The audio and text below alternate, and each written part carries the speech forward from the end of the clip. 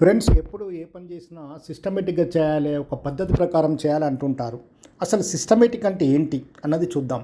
Friends, ఒక car కనుక మనం కొనుక్కుంటే అది ఎంత ఖరీదైన కారు కావచ్చు, నడిపేవాడు ఎంత ధనవంతుడైనా కావచ్చు, కారు నడపాలంటే దానికి ఒక పద్ధతి ఉంటుంది, దానికి ఒక సిస్టమ్ ఉంటుంది.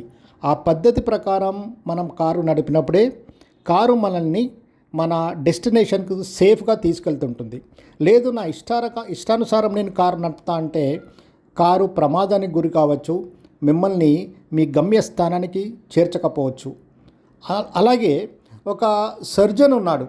ఆ సర్జన్ ఎంత బాగా చదువుకున్నా కూడా సర్జరీ చేయాలి అంటే, పేషెంటు బ్రతకాలి అంటే ఆ సర్జరీకి కూడా ఒక పద్ధతి ఉంటుంది, ఒక సిస్టమ్ ఉంటుంది.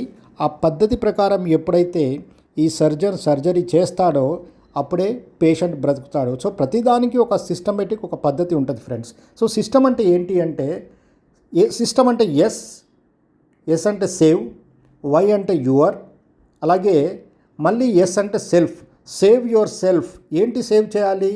Number 1 time.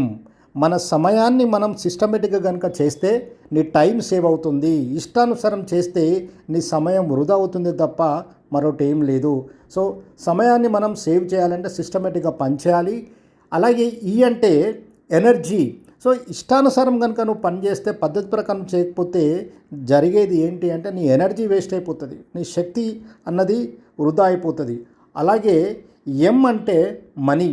సిస్టమేటిక్గా చేయకపోతే, పద్ధతి ప్రకారం చేయకపోతే నీ మనీ అనేది కూడా వేస్ట్ అయిపోతుంది. సో ఇక్కడ టైం, ఎనర్జీ, మనీ వేస్ట్ కాకూడదు అంటే సిస్టమేటిక్గా పనిచేయాలి ఫ్రెండ్స్. సో సిస్టమ్ అంటే అర్థం అదే, ఏం చేసినా సిస్టమేటిక్గా చేయాలి.